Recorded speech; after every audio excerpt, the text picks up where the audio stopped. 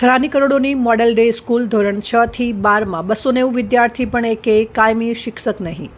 3 કરાર આધારિત અને 5 જ્ઞાન સહાયકના ભરોસે ચાલે છે શિક્ષણ. કાયમી ભરતી અંગે જોર પકડ્યું.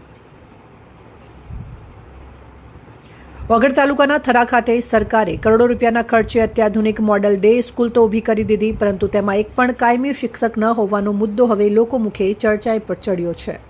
થરા મોડેલ ડે સ્કૂલમાં ધોરણ 6 થી 12 સુધીના વર્ગો ચાલે છે, જેમાં ધોરણ 11-12 સામાન્ય પ્રવાહ પણ શરૂ છે. શાળામાં હાલ કુલ 290 વિદ્યાર્થીઓ અભ્યાસ કરે છે. આટલી મોટી સંખ્યાના વિદ્યાર્થીઓ સામે શાળામાં કુલ 8 જ શિક્ષકો છે, જેમાં 3 કરાર આધારિત અને 5 જ્ઞાન સહાયક શિક્ષકોનો સમાવેશ થાય છે. વાલીઓ અને સ્થાનિકોમાં ચર્ચા છે કે સરકારે કરોડોનું બિલ્ડિંગ અને સુવિધાઓ તો ઊભી કરી દીધી, પરંતુ ગુણવત્તાયુક્ત શિક્ષણ માટે કાયમી શિક્ષકોની ભરતી ક્યારે થશે? કામચલાઉ શિક્ષકોના ભરોસે વિદ્યાર્થીઓનું ભવિષ્ય કેવી રીતે ઘડાશે?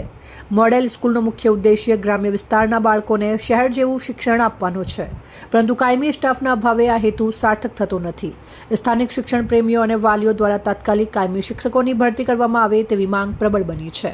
અહેવાલ રામજીભાઈ રાયગોર, બનાસકાંઠા.